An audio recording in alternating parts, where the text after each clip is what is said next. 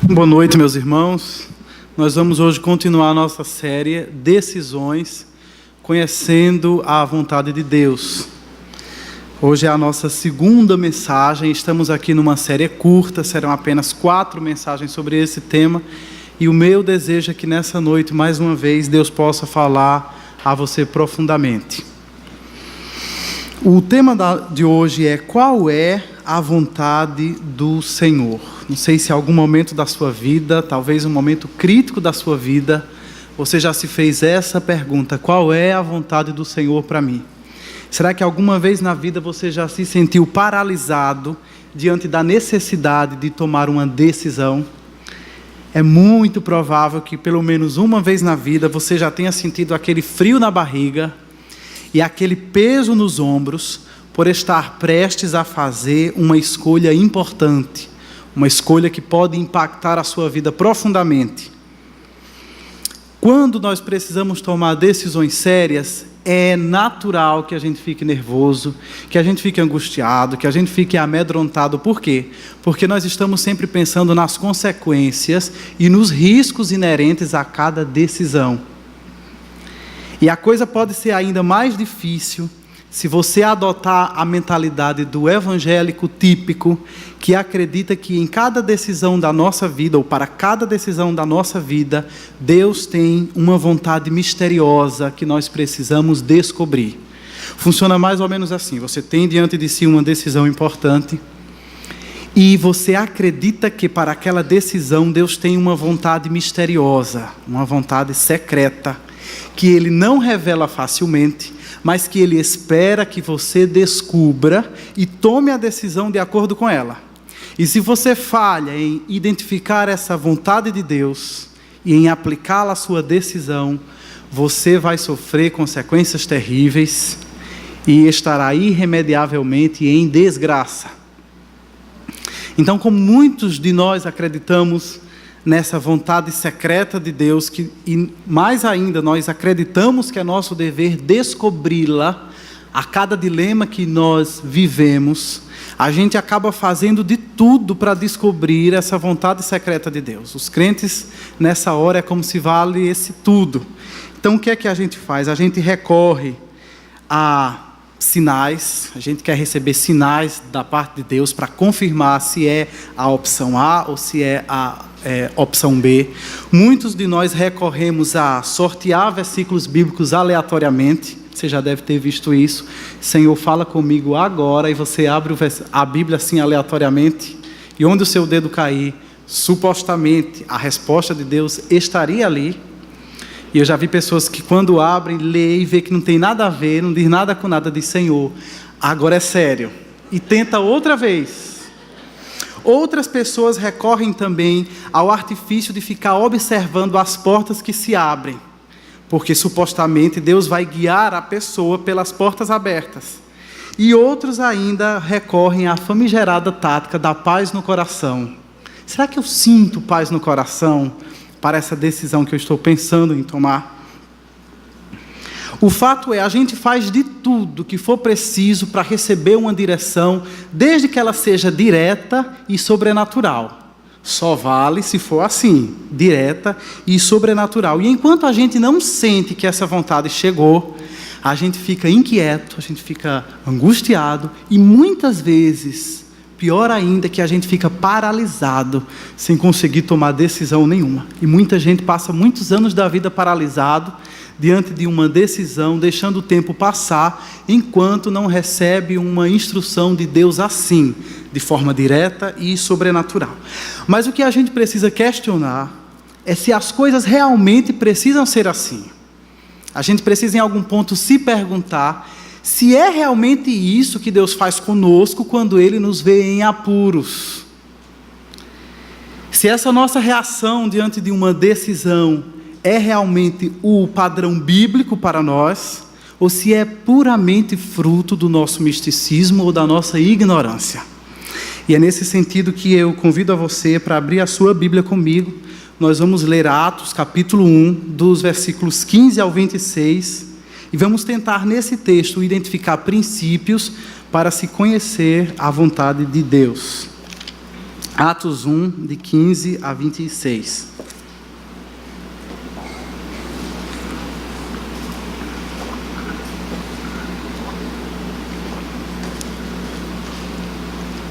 Podemos? Atos 1, de 15 a 26. Naqueles dias, Pedro levantou-se entre os irmãos, um grupo de cerca de 120 pessoas, e disse: Irmãos, era necessário que se cumprisse a Escritura, que o Espírito Santo predisse por boca de Davi, a respeito de Judas, que serviu de guia aos que prenderam Jesus. Ele foi contado como um dos nossos e teve participação neste ministério. Com a recompensa que recebeu pelo seu pecado, Judas comprou um campo, ali caiu de cabeça, seu corpo partiu-se ao meio e as suas vísceras se derramaram. Todos em Jerusalém ficaram sabendo disso, de modo que na língua deles esse campo passou a chamar-se Alcedama, isto é, campo de sangue.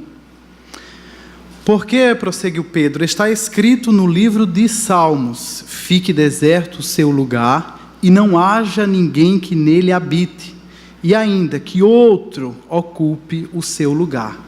Portanto, é necessário que escolhamos um dos homens que estiveram conosco durante todo o tempo em que o Senhor Jesus viveu entre nós, desde o batismo de João até o dia em que Jesus foi elevado dentre nós às alturas. É preciso que um deles seja conosco testemunha de sua ressurreição. Então indicaram 2 nomes, José, chamado Barsabás, também conhecido como Justo, e Matias. Depois oraram: Senhor, tu conheces o coração de todos. Mostra-nos qual destes 2 tens escolhido para assumir este ministério apostólico que Judas abandonou, indo para o lugar que lhe era devido. Então tiraram sortes, e a sorte caiu sobre Matias, e assim ele foi acrescentado aos 11 apóstolos. Irmãos, o que eu pretendo nessa noite, através desse texto, é mostrar que a Bíblia nos apresenta princípios através dos quais podemos conhecer a vontade de Deus, principalmente quando precisamos tomar decisões importantes. A questão é, então, como discernir a vontade de Deus, como identificar a vontade de Deus para a minha vida. Inicialmente, eu preciso esclarecer que esse evento que nós acabamos de ler, ele está imediatamente após a ascensão de Jesus Cristo. Jesus morreu, foi sepultado, ressuscitou, passou cerca de 40 dias entre os seus apóstolos, entre os seus discípulos, e depois ele foi assunto aos céus, ele subiu aos céus à vista dos seus discípulos. E depois que o Senhor Jesus partiu, um grupo de aproximadamente 120 pessoas, incluindo-se aí os apóstolos e os demais discípulos, permaneceu reunido em oração, aguardando o derramamento do Espírito Santo, para que eles pudessem dar continuidade à missão de Jesus Cristo, de dar testemunho dele, começando em Jerusalém, e depois por toda a Judeia, Samaria e até os confins da terra. O fato é, enquanto eles estavam reunidos em oração, esperando o derramamento do Espírito Santo, foi que eles perceberam que o grupo originalmente de 12 apóstolos agora só tinha 11, porque Judas, após haver traído a Cristo, ele morreu. E, portanto, aquele grupo estava agora desfalcado. E eles perceberam a necessidade de substituir a Judas e recompor o grupo dos 12. Qual seria, então, a importância deles recomporem esses 12? Por que não poderia ficar apenas 11? Esse grupo ele tinha uma função especial, porque todos eles, cada um desses 12, havia sido inicialmente escolhidos diretamente por Jesus Cristo. Todos os apóstolos receberam autoridade para expulsar demônios, curar enfermos e até mesmo ressuscitar mortos. Todos os apóstolos deixaram as suas atividades profissionais e as suas vidas para seguirem a Cristo. Todos os apóstolos foram treinados por Cristo para, após a sua partida, dar continuidade ao seu ministério, estender o alcance do Evangelho e, além disso, lançar os fundamentos da igreja. Além disso, todos os apóstolos tinham a promessa de, no futuro, sentarem-se em tronos e julgarem as 12 tribos de Israel. E por toda a importância que esse grupo tinha, eles entendiam que ele precisava ser recomposto ao seu número original. Ficou óbvio para eles que eles precisavam substituir a Judas. A questão era, quem seria esse substituto? Quem seria essa pessoa? Quem seria a pessoa mais indicada para isso? E mais ainda, como se daria esse processo de escolha? Porque Jesus Cristo, que havia originalmente escolhido o grupo, não estava mais agora entre eles. Como que eles fariam para substituir um apóstolo? E quando a gente lê esse texto, o mais surpreendente é que, pelo menos a partir de uma primeira leitura, o método empregado foi as sortes. Lançaram sortes e a sorte recaiu sobre Matias. E aqui a gente fica pensando, meu Deus, o que é isso? O que é que os apóstolos fizeram? Será que realmente foi correto da parte deles substituir um apóstolo lançando sortes? Será que, tendo em vista o método empregado, essa substituição foi válida? Será que é assim realmente que Deus fala conosco e nos guia nos nossos processos de tomada de decisões? Será que é assim que Deus fala conosco através de empolpar, zerinho ou um, não é? Caro coroa, dado, seja lá o que for. Será que isso é uma forma segura de se conhecer a vontade de Deus para as nossas vidas? Afinal de contas, por que os apóstolos fizeram isso? E de onde que eles tiraram essa ideia de lançar sortes? Quando a gente tenta entender os apóstolos no seu próprio contexto, a gente vai ver que eles não inventaram nenhuma moda. Na verdade, eles estavam repetindo o padrão bíblico que eles conheciam até então.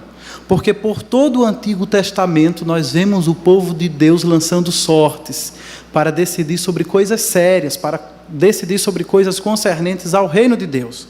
Por exemplo, o sumo sacerdote lançava sortes através de 2 pedrinhas chamadas Urim e Tumim. E ele lançava sortes dessa forma para consultar o Senhor e tomar decisões importantes. Depois, quando os israelitas chegam a Canaã, eles lançam sortes para dividir a terra e assim distribuir a herança entre as 12 tribos.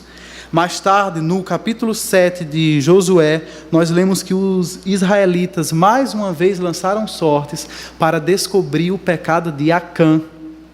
Depois, no início da monarquia, o profeta Samuel lança sortes para eleger Saul como o primeiro rei de Israel. E por fim, depois do cativeiro babilônico, mais uma vez encontramos os israelitas lançando sortes para decidir sobre a escala de serviços de sacerdotes e levitas no templo. Então, por tudo isso, quando os apóstolos agora lançam as sortes, eles não estavam jogando a questão ao acaso. Eles não estavam sendo supersticiosos. Eles estavam agindo da forma como eles viam nas Escrituras. E mais ainda, eles estavam expressando que eles eram incompetentes, eles eram inábeis para substituir um apóstolo. Se fora Jesus que havia nomeado aquele primeiro grupo, então precisava ser Jesus também que nomeasse um substituto para esse grupo. E a forma que eles entenderam que isso aconteceria, e de fato aconteceu, foi através do lançamento de sortes. E nesse sentido a gente também pode ficar perguntando, e por que eu não posso fazer isso também?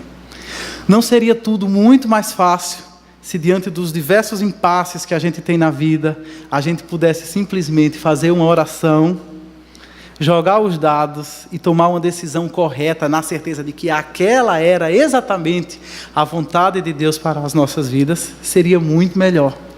Teria facilitado muito as coisas para mim e para você diversas vezes ao longo da vida.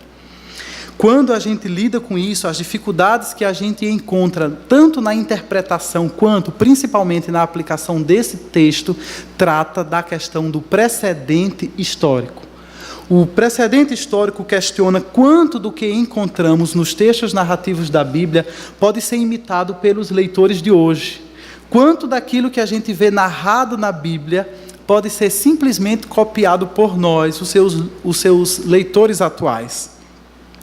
Por exemplo, o livro de Atos, será que ele simplesmente descreve o que aconteceu com a igreja primitiva, ou ele descreve exatamente o que precisa acontecer com a igreja de hoje, a igreja do século 21? Será que todos os comportamentos, todas aquelas atitudes relatadas no livro de Atos precisam ser exatamente repetidos e copiados pela igreja de hoje? Será que a igreja então deveria lançar sortes para eleger os seus líderes? Será que hoje todos nós deveríamos vender todos os nossos bens e repartir tudo o que temos com os pobres? Será que hoje toda manifestação do Espírito Santo deveria ser acompanhada do dom de línguas? A esse respeito, os estudiosos bíblicos estão unânimes em dizer que as narrativas contam o que aconteceu e não necessariamente o que precisa acontecer conosco o tempo todo. As narrativas bíblicas, portanto, não devem ser usadas como precedentes para dar respaldo às nossas ações nos dias atuais indiscriminadamente. E é justamente por causa disso que a gente sabe que o mar não vai se abrir diante dos nossos olhos todas as vezes que a gente ferir as águas, só porque Deus já fez isso no passado quando quis tirar o seu povo do Egito. Da mesma forma, os crentes não vão morrer subitamente todas as vezes que eles mentirem ou que agirem com hipocrisia, da mesma forma como isso aconteceu a Ananias e Safira na igreja primitiva. Aquilo que Deus fez no passado, Ele pode fazer no presente tantas vezes quanto Ele queira. Mas o fato dele ter feito algo no passado não o obriga a agir da mesma forma no presente. Além disso, é importante destacar que a escolha de Matias foi a última vez em que se observou na Bíblia o uso de sortes para se tomar decisões pelo povo de Deus. Especialmente após o derramamento do Espírito Santo sobre a igreja, o padrão é o desfrutar da promessa que Jesus Cristo fez, de que quando o Espírito da verdade vier, Ele nos guiará em toda a verdade. E da mesma forma também Paulo diz que todos os que são guiados pelo Espírito de Deus são filhos de Deus. É exatamente por isso que nós estamos aqui no capítulo 1, mas um pouco mais à frente, no capítulo 6, a igreja primitiva se vê na responsabilidade e identifica a necessidade de escolher diáconos. E agora, cheia do Espírito Santo, ela já não recorre às sortes, mas a própria igreja escolhe os seus diáconos e apresenta-os aos apóstolos para que eles orem por eles e sobre eles imponham as mãos. Mas aí a grande questão ainda permanece. Se nós já não podemos fazer uso das sortes hoje, o que nos resta fazer? Como é que a gente faz hoje para a gente descobrir a vontade de Deus quando nós precisamos tomar uma decisão importante? Eu queria também destacar, e você precisa observar isso, ainda em relação às sortes, que, embora o processo de escolha de Matias tenha culminado no uso das sortes, outras providências foram previamente tomadas nesse processo de descoberta da vontade de Deus. E se a gente já não pode imitá-los quanto ao lançar sortes, são nessas outras providências previamente tomadas que a gente pode encontrar princípios através dos quais podemos conhecer a vontade de Deus hoje. Que princípios são esses? Antes dos apóstolos lançarem sortes, nós lemos que eles se voltam para a palavra de Deus. Portanto, o primeiro princípio é: Deus direciona o seu povo através da sua palavra. A fim de comprovar a necessidade de substituir Judas, os apóstolos recorrem a textos bíblicos. É o que nós lemos aí no versículo 20. Leia comigo outra vez. Porque, prosseguiu Pedro, está escrito no livro dos Salmos: fique deserto o seu lugar e não haja ninguém que nele habite. E ainda, que outro ocupe o seu lugar. Essa primeira citação que nós lemos, fique deserto o seu lugar e não haja ninguém que nele habite, é uma citação do texto que encontramos em Salmos, capítulo 69, versículo 25, que aqui é interpretado como uma referência à maldição recaída sobre Judas e sobre a sua propriedade. Já o segundo texto, que outro ocupe o seu lugar, é o texto do Salmo 109, versículo 8, que é citado aqui para comprovar, para ratificar a necessidade de se restaurar o círculo dos 12 apóstolos. Assim, ao aplicarem esses textos à situação em que se encontrava, Pedro, juntamente com os outros apóstolos e com os outros discípulos, mostram que aquela decisão que eles estão prestes a tomar não é fruto da sua própria iniciativa, não é fruto da sua própria ideia, não é fruto da sua própria vontade, mas ela é decorrente dos mandamentos explícitos da Bíblia. Quando a gente tem a necessidade de fazer uma grande escolha, sempre vem aquela questão, dentre as possibilidades que eu tenho, qual delas é exatamente a vontade de Deus para mim? E aqui, eu acredito que a teologia pode nos dar uma grande ajuda, porque embora biblicamente a vontade de Deus seja uma só, já que a Bíblia fala na vontade de Deus no singular, a teologia, para fins didáticos, para nos esclarecer algumas coisas, ela faz distinção entre a vontade revelada e a vontade secreta. A vontade revelada, também chamada de vontade preceptiva, é aquela que está registrada nas Escrituras Sagradas, na Bíblia, e ela está expressa na forma de preceitos e mandamentos divinos, como o que a gente encontra nos 10 mandamentos ou no grande Sermão do Monte. É dessa forma que Deus, o Criador, estabelece as regras para nortear a vida das suas criaturas. Essa é a vontade revelada. Já a vontade secreta, também chamada de vontade decretiva, ela reflete os decretos e os planos ocultos de Deus. Aquilo que Ele ordenou desde os tempos da eternidade, quanto ao que vai acontecer com o mundo, ou quanto ao que vai acontecer com os habitantes do mundo, vistos individualmente. É a vontade secreta, é a vontade oculta, é a vontade eterna de Deus para tudo o que ocorre nessa vida, tanto no nível macro, quanto no nível micro. Portanto, a vontade revelada de Deus, aquela que a gente encontra na Bíblia, ela exige de nós conhecimento e exige de nós também a obediência. E se existe uma vontade que nós precisamos descobrir, essa é a vontade revelada. A nossa responsabilidade enquanto crentes não é descobrir a vontade secreta, é descobrir a vontade revelada. Na verdade, o termo mais exato nem seria descobrir, porque se ela é revelada, e revelar significa tirar o véu, então ela já foi descoberta. O que nós precisamos, propriamente falando, é conhecer e praticar a vontade que Deus já nos deu a conhecer pela sua graça. Já quanto à vontade secreta, é a maior loucura, é a maior tolice, dá na nossa cabeça o interesse de descobrir essa vontade.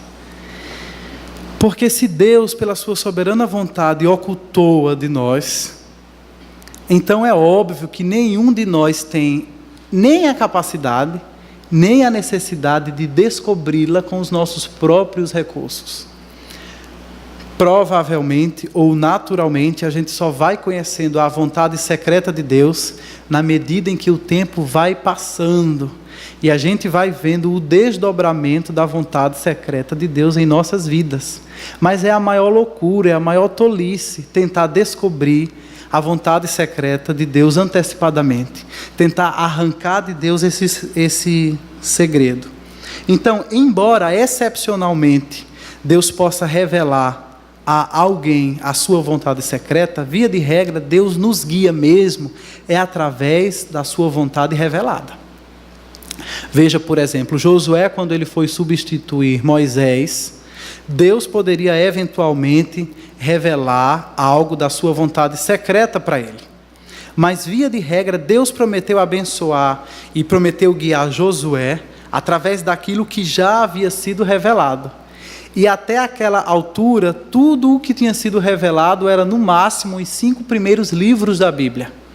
É nesse sentido que em Josué capítulo 1, versículo 7, nós lemos Deus falando para ele e dizendo: somente seja forte e muito corajoso. Tenha o cuidado de obedecer a toda a lei que o meu servo Moisés lhe ordenou. Não se desvie dela, nem para a direita, nem para a esquerda, para que você seja bem-sucedido por onde quer que você andar. É nesse mesmo sentido que o salmista também diz: lâmpada para os meus pés é a tua palavra e luz para o meu caminho. Se nós queremos lâmpada para os nossos pés, luz para o nosso caminhar, iluminação divina para as nossas decisões, o que nós precisamos mais urgentemente é nos voltarmos para a vontade revelada de Deus. Nos voltarmos para as Escrituras. E precisamos entender que, via de regra, Deus ele nos guia de forma indireta e natural. Ainda que nós, por sermos muito espirituais, queiramos sempre uma direção direta e sobrenatural, Deus, via de regra, nos guia de forma indireta e natural através do entendimento da sua palavra. E nem por isso deixa de ser menos direção divina. Aquilo que a gente lê na Bíblia é tão direção divina quanto aquilo que ele possa falar-nos diretamente aos ouvidos. Isso também nos lembra outra coisa, que a vontade de Deus, a vontade secreta de Deus, ela será sempre coerente com a sua vontade revelada. Nunca Deus exigirá de nós que demos um passo, se esse passo for contrário àquilo que Ele já nos revelou e àquilo que Ele já nos ordenou na sua palavra. E isso deveria ser óbvio, porque Deus não pode se contradizer. Mas na prática nós temos visto muitos atropelos nesse sentido. Uma senhora seminarista falou para mim que, embora ela saiba que julgo desigual seja pecado, ela disse para mim que, mesmo sabendo disso, casou-se com um homem não crente e ela tem certeza que no caso dela não foi pecado. Porque ela nem queria mesmo casar com aquele homem, mas Deus confirmou de muitas formas, através de muitos profetas, em muitas orações que tanto ela quanto a mãe dela iam, e Deus confirmou que era ele mesmo, ímpio como fosse, mas era ele mesmo. De forma que ela disse: eu sei que a Bíblia proíbe, mas no meu caso não foi pecado. Outra mulher me disse que, embora ela saiba que biblicamente não haja previsão para a ordenação, feminina, não haja previsão bíblica para o ofício de pastora, essa mulher disse para mim: eu sempre soube disso, mas agora, por causa das circunstâncias, Deus está me levando a isso. Faz alguns anos a gente viu também na TV o caso de um pastor que se envolveu sexualmente com uma irmã, membro da sua igreja, inclusive com o consentimento do marido dela, porque todos eles haviam entendido que era a vontade de Deus para eles. E há menos tempo nós vimos também na TV o caso de um monte de político evangélico que botou a mão numa grande quantidade de dinheiro, fruto de corrupção. Com aquele dinheirão eles encheram as suas cuecas e, depois de estarem devidamente abastecidos, eles se deram as mãos e fizeram uma longa e fervorosa oração, agradecendo a Deus pela porta que lhes fora aberta. E a gente fica pensando: o que é isso? Será que isso é ignorância? Ou isso é cinismo também? Porque uma coisa precisa ficar clara: a vontade secreta, a vontade oculta de Deus para as nossas vidas, aquilo que Deus planejou para nós, mas não nos deu a conhecer, nunca contradirá, nunca irá contra aquilo que Ele já nos revelou. Portanto, se é contrário às Escrituras, não é a vontade de Deus para você. Ainda que as portas se abram, ainda que você tenha muitos sonhos, visões e profecias favoráveis, ainda que você sinta muita paz no coração, não importa. Você precisa botar isso na sua cabeça de uma vez por todas. Se é contrário às Escrituras, então, com toda a certeza, não é vontade de Deus para você. Quando a gente insiste e tenta a todo custo descobrir a vontade secreta de Deus, a gente lança mão de práticas perigosas. Se não pecaminosas, pelo menos pecaminosas com certeza elas são. Veja, por exemplo, essa prática de você querer discernir a vontade de Deus pelas portas que se abrem. É um perigo imenso, porque muitas vezes as portas abertas não foram abertas por Deus, foram abertas por Satanás, como uma grande cilada para as nossas vidas. Pense, por exemplo, na possibilidade de uma promoção profissional ou de ganhar muito dinheiro, mas através de um negócio que implique transações ilegais. É uma porta aberta? Sim, mas é uma porta aberta por Deus? Com certeza não. Da outra forma, quando a gente lê na Bíblia a forma como Deus guia vários dos seus servos, Deus guia esses homens por caminhos que aos olhos humanos pareciam portas fechadas. Paulo, por exemplo, a caminho de Jerusalém, tudo lhe mostrava claramente que ele seria preso em Jerusalém. E, portanto, com a mentalidade evangélica de hoje, Paulo poderia concluir que não era vontade de Deus ir para Jerusalém porque a porta estava fechada. Mas ele sabia que mesmo que aos olhos dos homens aquela porta estivesse fechada, era vontade de Deus que ele fosse para Jerusalém, nem que seja para que lá ele fosse preso. Observe também essa prática do sentir a paz no coração. Irmãos, a Bíblia diz que o coração do homem é mais enganoso do que todas as coisas. Se tem uma coisa nesse mundo que é enganosa, que é traiçoeira, que é escorregadia, é o coração do homem. Obviamente devido à nossa inclinação pecaminosa. E como é que você vai decidir, como é que você vai optar por uma das alternativas, levando em consideração o sentir paz no coração? Se esse coração é mais enganoso do que todas as coisas. E é nessa historinha que tem muita gente aprontando todas e se achando na boa, porque está sentindo paz no coração. Coração pecaminoso, com a mente endurecida, e a pessoa sente paz, faz o que não é da vontade de Deus e diz, não, comigo está tudo ok, estou sentindo paz no coração. Quando a gente lança mão desses artifícios perigosos, além da gente se lançar num nível imenso de subjetividade, a gente corre o risco, para não dizer a certeza, de estimular a preguiça espiritual. Porque aí a gente já não precisa se debruçar sobre a Bíblia e ralar para tentar entender o que é que ela tem a dizer para nós naquela situação específica.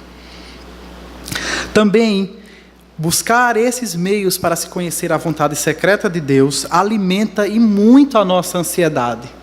Porque como eles são altamente subjetivos, a gente nunca vai ter certeza se é aquilo mesmo. E o que é pior, esses métodos nos livram das responsabilidades pelas escolhas que nós tomamos. Porque você faz e depois diz, não foi culpa minha, foi Deus que me levou a isso. Portanto, diante desse primeiro princípio de que Deus guia o seu povo, principalmente, em primeiro lugar, através da sua palavra revelada, nós precisamos resgatar a convicção de que a Bíblia é a nossa única regra de fé e prática. Isso é algo que eu ouvia desde que eu era pequenininho, lá em Caruaru. Mas eu acredito que talvez esse seja um dos slogans da igreja evangélica que nós precisamos mais resgatar nos dias de hoje. Ele está profundamente ligado com aquele outro slogan chamado Sola Scriptura, somente as Escrituras, que foi defendido pelos reformadores. E ambos enfatizam a suficiência das Escrituras quanto à condução da nossa vida. Tanto no aspecto daquilo que a gente crê, tanto no aspecto da forma como a gente vive. A Bíblia deve ser a nossa única regra de fé e de prática. Eu não quero dizer com isso que a Bíblia por si só vai nos dar todos os detalhes das decisões que nós precisamos tomar. Até mesmo porque se você pensar em decisões que se dão nas áreas cinzentas da vida, As áreas, cinzentas seriam a pessoa exata com quem eu vou casar, a profissão exata a que eu vou me dedicar, ou a cidade exata em que eu vou fixar residência. A Bíblia nunca vai nos dar uma resposta exata para isso. Mas, por outro lado, a Bíblia sempre vai nos dar princípios norteadores e limites divinamente estabelecidos que precisamos considerar quando nós fazemos escolhas. Da mesma forma, quando eu digo que a Bíblia é a nossa única regra de fé e prática, eu não estou dizendo que ela será o único recurso que a gente lançará a mão para descobrir a vontade de Deus. Ao longo desse texto, vocês vão ver que os apóstolos lançaram mão de outros recursos, além da palavra de Deus. Mas o que esse princípio estabelece é que a Bíblia é a autoridade suprema, abaixo da qual se subordinam todos os outros recursos e todos os outros auxílios. A Bíblia estabelece os absolutos e tudo o mais deve ser a ela subordinado. Além disso, nós também precisamos resgatar as antigas práticas da leitura, meditação, estudo e memorização das Escrituras Sagradas. Eu nem preciso argumentar muito quanto à necessidade da gente ler a Bíblia, da gente estudar a Bíblia. Mas eu penso que hoje talvez eu precisasse dar uma palavra de incentivo quanto à memorização da Bíblia. Porque quando eu lembro disso, é como se fosse uma memória da minha infância. Quando eu estava lá nas salinhas da Escola Bíblica Dominical, nós decorávamos versículos bíblicos. E hoje, na fase adulta, eu já não vejo ninguém nem falar mais disso. Como se isso fosse algo útil apenas às crianças, e não é. Nós precisamos guardar a palavra de Deus no nosso coração, para que no momento oportuno ela seja lembrada pelo Espírito Santo, e nós possamos ter uma direção divinamente revelada. Nesse sentido, o salmista diz: eu escondi, eu guardei as tuas palavras no meu coração, para eu não pecar contra ti. Às vezes na vida nós nos encontramos em circunstâncias em que a gente precisa tomar uma decisão muito rápida. E nesses momentos não dá tempo de você empreender uma pesquisa bíblica profunda. Não dá tempo de você ligar para o seu líder de PG para perguntar o que é que a Bíblia diz sobre. Não dá tempo de você passar na casa do seu professor de escola bíblica para que ele ajude você a encontrar uma resposta bíblica aplicada ao caso concreto da sua vida. Muitas vezes tudo o que dá tempo é de, quando há um versículo depositado na nossa memória, o Espírito Santo traz à tona e nos leva a uma direção divina através dele. Mas os evangélicos não querem fazer isso. Eles querem passar a vida alheios à palavra de Deus, e na hora que precisar tomar uma decisão, aí faz a loteria bíblica. Não é? E não é dessa forma, via de regra, que Deus guia os seus servos. Nós temos a responsabilidade de enchermos o nosso coração e entesourarmos a palavra de Deus na nossa memória, para que o Espírito Santo possa trazê-la à tona nos momentos de necessidade. Talvez seja exatamente por causa disso que o salmista também diz que o homem cuja satisfação está na lei do Senhor e nessa lei medita de dia e de noite, ele é como árvore plantada à beira das águas correntes, que ele dá fruto no tempo certo, que as suas folhas não murcham e que tudo que ele faz prospera. Portanto, nós precisamos nos avaliar se nós temos realmente aprendido a manejar bem a palavra da verdade. Se nós temos dedicado tempo suficiente para ler, para meditar, para estudar a Bíblia. Qual foi a última vez que você se deu ao trabalho de memorizar um versículo bíblico? Por tudo isso, eu repito, resgate as antigas práticas da leitura, da meditação, do estudo e da memorização da palavra de Deus. E você não apenas terá direção divina, mas você também terá comunhão com o próprio Deus. E na hora da necessidade, essa comunhão com Deus vai se revelar vital para você. Que outros princípios podemos aprender a partir desse texto acerca de como discernir a vontade de Deus? O segundo princípio é que Deus direciona o seu povo através da sabedoria. Nós lemos aqui que, uma vez convencidos da necessidade de preencher a vaga que Judas havia deixado, os apóstolos, de maneira sábia e racional, elencaram os pré-requisitos a que os candidatos ao apostolado deveriam satisfazer. Veja que eles partiram daquilo que a Bíblia dizia, para os princípios norteadores e para os limites divinamente estabelecidos, e agora eles estão fazendo uso da sua inteligência, fazendo uso do seu intelecto, para entender quais são os pré-requisitos a que um candidato ao apostolado precisa satisfazer. Lemos no versículo 21 a 22. Portanto, é necessário que escolhamos um dos homens que estiveram conosco durante todo o tempo em que o Senhor Jesus viveu entre nós, desde o batismo de João até o dia em que Jesus foi levado dentre nós às alturas. É preciso que um deles seja conosco testemunha da ressurreição. Então aqui havia aproximadamente 120 discípulos reunidos, mas eles elencam 2 requisitos básicos a que o candidato ao apostolado deve satisfazer. Primeiro, ele deve ter acompanhado Jesus desde que ele iniciou o seu ministério lá quando João batizava. E além disso, ele precisa ser testemunha da ressurreição de Cristo. E agora, por causa desses princípios que foram elencados a partir do raciocínio, a partir da inteligência, a partir de critérios lógicos, dentre as 120 alternativas que tinha ali, só 2 pessoas conseguiam satisfazer. Da mesma forma, na nossa vida, quando a gente tem algumas alternativas, quando a gente busca a direção da palavra de Deus, talvez algumas alternativas já fiquem de fora. E depois, quando a gente parte daquilo que está escrito, e a gente usa o nosso raciocínio, usa o nosso bom senso, talvez a coisa fique mais clara ainda.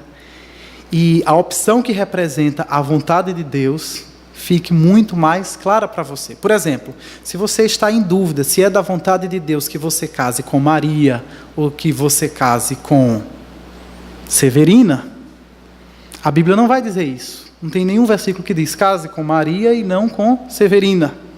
Mas a Bíblia vai mostrar para você as qualidades de uma mulher virtuosa, de uma mulher temente a Deus.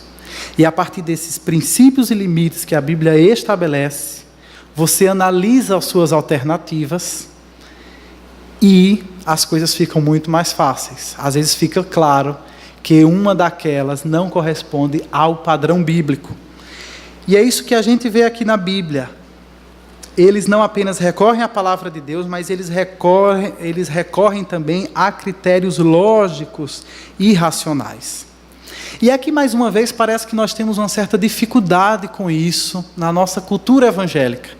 Porque existe uma noção arraigada em nosso meio de que a fé cristã é incompatível com a racionalidade. É como se o espírito estivesse sempre a serviço de Deus e a razão estivesse sempre a serviço de Satanás. E isso é mentira, e pior do que isso não é bíblico. Porque, segundo a Bíblia, a razão, a capacidade de raciocinar, a nossa inteligência é um dom de Deus e precisa ser utilizado sempre. Inclusive, precisa ser utilizado para a sua glória. É exatamente por causa disso que, quando perguntaram ao Senhor Jesus como que ele resumia a lei, qual que era o grande mandamento, o maior mandamento, ele disse: ame o Senhor seu Deus de todo o seu coração, de toda a sua alma e de todo o seu entendimento. A Bíblia Almeida Corrigida diz: ame de todo o seu pensamento. A nova tradução na linguagem de hoje diz: ame com toda a sua mente. E a versão King James diz: ame com toda a sua inteligência. Então nós precisamos aprender a colocar a nossa inteligência para ser usada na presença de Deus. Aqui às vezes eu fico tão decepcionado quando eu vejo diversos amigos crentes que fazem mestrado, que fazem doutorado, que são pessoas tão intelectuais, são pessoas tão inteligentes, que quando querem fazer uma determinada pesquisa na sua área profissional, leem artigos e leem livros nas mais diversas línguas, Mas quando se trata de aprender alguma coisa da palavra de Deus, eles são como que analfabetos funcionais. Eles conseguem ler o texto, mas não conseguem decifrar o código. E talvez muito dessa deficiência se deva a essa noção que há em nosso meio, que nós precisamos servir a Deus apenas com o nosso espírito, ou que Deus esteja interessado apenas com a nossa espiritualidade, mas que Deus não valorize ou até que Deus despreze a nossa racionalidade. A fé cristã não é contra a racionalidade humana, a fé cristã é incompatível com o racionalismo. Porque o racionalismo coloca a razão como autoridade suprema, a partir do qual tudo mais nessa vida vai ser avaliado. E a fé cristã, por sua vez, estabelece que a Bíblia, a palavra de Deus, é a autoridade suprema, através da qual tudo mais nessa vida pode ser avaliado. Então não podemos confundir racionalidade com racionalismo. A fé cristã não é contra a nossa racionalidade. Pelo contrário, o entendimento, o bom senso, a sabedoria ocupam um lugar de destaque na palavra de Deus. Você já observou que na Bíblia existe uma seção completa de livros que exaltam a sabedoria? São os livros sapienciais, ou a literatura de sabedoria, Jó, Salmos, Provérbios, Eclesiastes e Cânticos. São livros que nos estimulam, são livros que nos exortam a vivermos sabiamente. No Novo Testamento, muitas vezes, vemos a importância de envolvermos a nossa mente no processo de entender a vontade de Deus. Paulo diz: não se amoldem ao padrão deste mundo, mas transformem-se pela renovação da sua mente, para que sejam capazes de experimentar e comprovar a boa, agradável e perfeita vontade de Deus. Sem a mente renovada, nós nunca poderemos conhecer a vontade de Deus. E além disso, sem a mente renovada, nós nunca seremos capazes de comprovar que ela é boa, perfeita e agradável. Aos Efésios, Paulo diz: tenham cuidado com a maneira como vocês vivem, que não seja como insensatos, mas como sábios, aproveitando ao máximo cada oportunidade, porque os dias são maus. Portanto, não sejam insensatos, mas procurem compreender qual é a vontade do Senhor. E aqui eu destaco que Paulo diz: procurem compreender, não procurem descobrir qual é a vontade do Senhor. É por isso que nós precisamos encarar, irmãos, o dever de vivermos sabiamente. A sabedoria não é uma virtude que vai se lançar sobre as nossas vidas de uma forma automática. Não é orando e determinando apenas que você se torne uma pessoa sábia.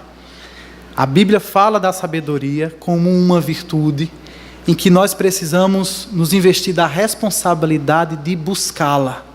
É algo em que a gente precisa ser muito intencional, é algo que nós precisamos nos esforçar para vivermos cada dia de forma mais sábia. Sem intencionalidade, sem disciplina, dificilmente um de nós chegará a ser sábio, porque naturalmente, por causa da nossa natureza pecaminosa, por causa da nossa condição caída, naturalmente nós somos tolos, naturalmente nós somos insensatos. E se nós vamos chegar a ser sábios, é pela graça de Deus, mas nesse processo envolve o nosso esforço, envolve a nossa prudência, envolve a nossa diligência. Além disso, nós também precisamos buscar sabedoria através do conselho de pessoas que temem a Deus. A Bíblia diz que que o temor do Senhor é o princípio da sabedoria. Portanto, a gente também, quando quer buscar a sabedoria, quando a gente quer buscar tomar uma decisão sábia, é muito útil quando a gente se abre para ouvir conselhos de pessoas maduras, cristãos piedosos, pessoas sábias que andam na presença de Deus. Provérbios, por exemplo, está cheio de conselhos para que busquemos o conselho, a orientação de pessoas sábias. Na nossa caminhada com Deus, muitas vezes, nós somos profundamente abençoados por intervenção de pessoas sábias em nossas vidas. Às vezes, 5 minutos de conversa com uma pessoa temente a Deus adianta horas de angustiadas reflexões. Às vezes, basta uma conversa simples com alguém que leva Deus a sério, para que o nosso campo de visão possa ser ampliado, para que a gente ganhe capacidade de enxergar elementos que sozinhos não víamos, e para que a gente passe a encarar um problema de uma perspectiva completamente diferente daquela que a gente estava observando inicialmente. Portanto, busque viver sabiamente, busque crescer em sabedoria, e quando necessário, esteja aberto para desfrutar da sabedoria e do conselho de homens e mulheres tementes a Deus. Por fim, meus irmãos, além da palavra e além da sabedoria, que outros princípios aprendemos nesse texto quanto à forma de nós conhecermos a vontade de Deus? O último princípio que eu quero elencar nessa noite é que Deus direciona o seu povo através da oração. Depois que os apóstolos reconheceram na Bíblia a necessidade de substituir Judas, depois que de forma racional elencaram pré-requisitos básicos, nós lemos que eles recorreram à oração. E como foi essa oração? Vamos ler mais uma vez, versículos 24 e 25.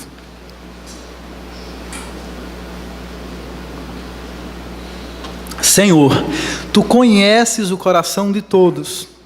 Mostra-nos qual destes dois tens escolhido para assumir este ministério apostólico que Judas abandonou. É interessante lembrar que no início dos evangelhos, nós encontramos Jesus orando uma noite inteira para na manhã seguinte escolher os 12 apóstolos. E agora nós vemos os 11 apóstolos reunidos em oração para escolher o substituto. E pela oração que eles fazem, fica muito claro que a intenção deles é que o próprio Jesus escolha o substituto. Assim como Jesus escolheu os 12 inicialmente, que ele agora escolha o substituto. Mostra-nos qual desses dois tens escolhido. Eles não querem escolher, eles não se veem nessa posição, eles não reconhecem em si essa autoridade. Eles sabem que a autoridade para escolher apóstolos pertence única e exclusivamente a Cristo. E é por isso que eles oram para conhecer e para se submeter, para afirmar a sua submissão à vontade de Deus. E quando nós oramos a fim de recebermos orientações para tomarmos decisões, essa também deve ser a nossa intenção. Nós não oramos para impor a Deus a nossa vontade. Nós não oramos para barganhar com Deus e convencê-lo de que as nossas preferências são melhores. Nós oramos para buscar a vontade de Deus e oramos para submeter o nosso coração à vontade dEle. Nós oramos como Jesus, que diz: seja feita a tua vontade. Então, diante disso tudo, nós precisamos orar em todo o tempo, sabemos disso. Mas, sobretudo, precisamos orar quando temos decisões sérias a tomar. E nessas circunstâncias, nós devemos orar pelo quê? Nós não precisamos orar para que Deus revele a sua vontade secreta. Isso é da conta dele, não é da nossa. Mas nós devemos orar para que Deus nos livre do medo e da ansiedade que geralmente nos tomam nessas circunstâncias. Precisamos pedir a Deus que Ele encha o nosso coração de paz e da confiança de que Ele estará ao nosso lado e que Ele nos guiará. Oramos também para que Deus nos dê sabedoria. Precisamos que Deus nos dê sabedoria para conhecer a sua palavra, que é a sua vontade revelada, e precisamos também que Deus nos dê sabedoria para aplicar essa palavra nos casos concretos da vida. Precisamos que Deus nos dê sabedoria para receber as suas bênçãos e para desfrutar delas, mas precisamos também que Deus nos dê sabedoria para enfrentarmos fielmente os tempos de adversidade. Precisamos pedir sabedoria divina para tomar decisões de acordo com a sua vontade e não cair nem nas armadilhas de Satanás, nem cedermos à sedução do mundo, nem nos entregarmos aos impulsos da nossa carne, da nossa natureza pecaminosa. Mas, acima de tudo, diante de uma decisão, diante de um impasse, diante de um dilema, nós precisamos orar para que Deus alinhe o nosso coração com o seu propósito eterno. Sabemos biblicamente que Deus determinou que muitas vezes Ele usará a oração do seu povo para mudar as circunstâncias. É nesse sentido que Tiago diz que muito pode a oração dos justos em seus efeitos. Mas, via de regra, Deus utiliza a oração para mudar o nosso coração e para moldá-lo à sua vontade. Nesse sentido é que nós precisamos pedir a Deus que alinhe o nosso coração com os seus propósitos eternos. Precisamos que Deus nos ajude a entender a situação da forma como Ele entende, e que Deus nos ensine, nos leve a valorizar aquilo que Ele valoriza, a priorizar aquilo que Ele mesmo prioriza. E que Deus nos prepare, que Deus fortaleça o nosso coração, para que quando a sua vontade secreta for revelada, que nós possamos recebê-la com fé, com ações de graças e com contentamento, por mais incompreensível e por mais desafiadora que ela possa ser. Portanto, se nós queremos conhecer a vontade de Deus para tomar decisões acertadas, nós não precisamos ficar paralisados. Nós não precisamos ficar ansiosos. Nós não precisamos tentar forçar a Deus a revelar o seu segredo. Nós precisamos recorrer à sua palavra, recorrer à sabedoria, que é um dom de Deus, e recorrer à oração.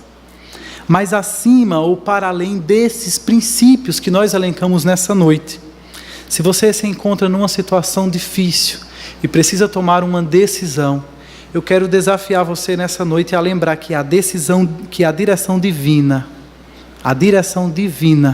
não é algo que nós precisamos usar de artifícios esotéricos para conseguir de Deus. A direção divina não é um luxo da caminhada cristã. A direção divina é um privilégio que Deus prometeu àqueles que se encontram em aliança com Ele. A direção de Deus é um privilégio do pacto da graça. Deus estabeleceu com seu povo um pacto. E esse pacto foi selado pelo sangue de Cristo que foi derramado na cruz.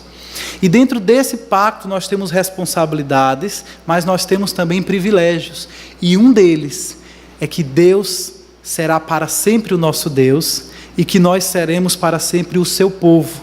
E nesse contexto, Ele promete que sempre nos guiará, que sempre nos direcionará. Tudo isso é possível porque Cristo foi à cruz e por nossa causa Ele foi desprezado e Ele foi abandonado por Deus, para que hoje eu e você possamos desfrutar da confiança de que Deus está ao nosso lado e que Ele jamais nos abandonará, que Ele jamais nos desprezará e que não nos deixará só em nenhum momento, muito menos quando precisarmos tomar decisões sérias. Portanto, se você colocou a sua fé em Cristo, se você depositou a sua confiança nele, se você nasceu de novo, então você foi incluído no pacto da graça. E hoje você já não precisa ficar paralisado diante dos grandes dilemas da vida, diante das bifurcações da vida. Você pode hoje contar com a direção divina. Você pode louvar a Deus, porque uma vez graciosamente inserido nesse pacto, agora Deus garante a você que para todo o sempre Ele vai cuidar de você, Ele vai direcionar você e Ele vai proteger você de todo o mal. E nesse sentido, nessa confiança, você pode declarar, como fez o salmista no Salmo 23, que disse: o Senhor é o meu pastor e de nada terei falta. Em verdes pastagens me faz repousar e me conduz às águas tranquilas. Restaura-me o vigor e guia-me pelas veredas da justiça, por amor do seu nome. E mesmo quando eu andar por um vale de trevas e morte, não temerei perigo algum, pois tu estás comigo, a tua vara e o teu cajado me protegem. Esse é o Deus que fez aliança conosco, esse é o Deus que cuida de nós, que nos guia e nos guarda, e que Ele nos abençoe, em nome de Jesus. Amém. Oremos. Senhor, nessa noite nós te somos gratos por esse momento precioso em que nós estivemos aqui bendizendo o teu nome, te adorando, desfrutando da comunhão de outros irmãos e sobretudo pelo momento em que nós ouvimos a exposição da tua palavra, Deus, da tua vontade revelada. Ó Deus, nós te agradecemos porque graciosamente o Senhor hoje dirige as nossas vidas e dirige os nossos passos pela iluminação do Santo Espírito de Deus que habita em nós. Nós te agradecemos, Pai, porque já não precisamos temer, já não precisamos ficar apavorados, já não precisamos ficar paralisados, nem precisamos recorrer a métodos supersticiosos e esotéricos para fazermos boas decisões.